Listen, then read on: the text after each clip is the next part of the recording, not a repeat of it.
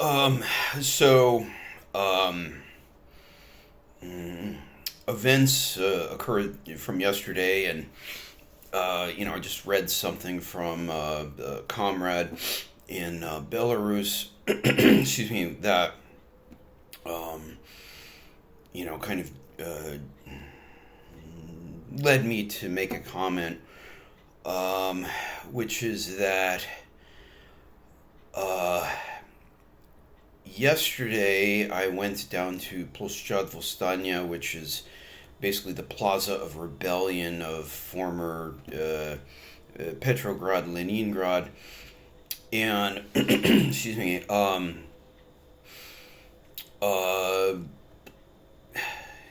basically where the October Revolution broke out. One of the points at which it broke out, um, and I ended up talking to a migration lawyer, and that lawyer informed me that yes, due to the fact that my grandparents were born in what was then the Tsarist Empire in Belarus, or Weiss-Russland as they called it, um, that I should qualify for dual Russian citizenship under the law of or rule of repatriation. Um, and yesterday happened to be the anniversary of the Western invasion of the Soviet Union, June 21st, 1941. Excuse me. and October 30th and 31st, so that's approximately what? Um, Not five, 4 months, I want to say, approximately, in some days, four and a third days later, most of my family was murdered by the West, basically. And, a number, in the last few years, a number of Belaruskis especially have noted that excuse me, it was the combined forces of the West that goaded through treaties and non-aggression pacts and, basically sympathetic governments, that being, France, England, America, Hungary, Poland, etc., goaded the Third Reich to invade the Soviet Union on June 21st, 1941. And my family, one of whom had been saved because of the Molotov-Ribbentrop Non-Aggression Pact and the liberation by the Red Army of occupied by Warsaw, that is, the reactionary pigs there from Warsaw, in Western Soviet Belarus. One of my cousins married a Red Army officer and returned to Moscow and survived, but practically everyone else was wiped out and murdered, to the point that I'm not sure if I'll be able to obtain records of my grandparents' birth, there in the town where they were born. So anyway, um, in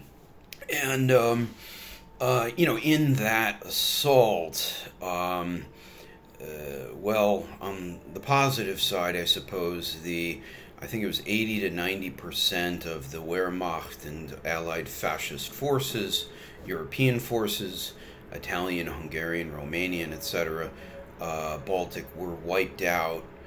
In Swedish, I should note, and French, were wiped out, excuse me, by the Red Army, and, good riddance to those scum. But,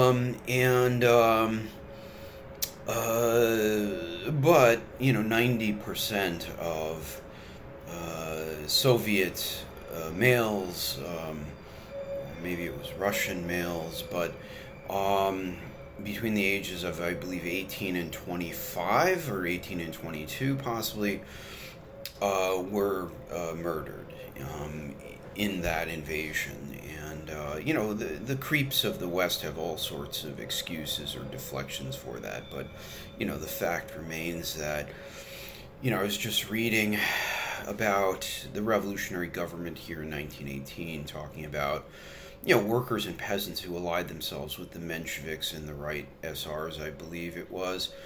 And, uh, Zinoviev said to the effect that, we will try to convince him not to do that. But, if such, people who we consider to have potential choose to ally themselves, follow bandits, we have no choice but to, fight them to the death, to kill them. And, so I guess my message to all of those back in the West is, if you don't want war, and I should mention that another comrade in Belarus, wrote, war is the inevitable result of capitalism, that these imperialists, through their economic interests, basically need to fight for control of the world, and that ends up with blocks of different capitalist powers fighting one another in world wars. And so he said, yeah, we're in a classic situation just like what we had before World War One, and the world is sitting on a powder keg and the fuse is lit. So, he may be right that, a world war, wars may break out. You listen to Scott Ritter, and he's more optimistic that, NATO's not prepared. But, well, this comrade who lives in Gomel, Belarus, which, yeah,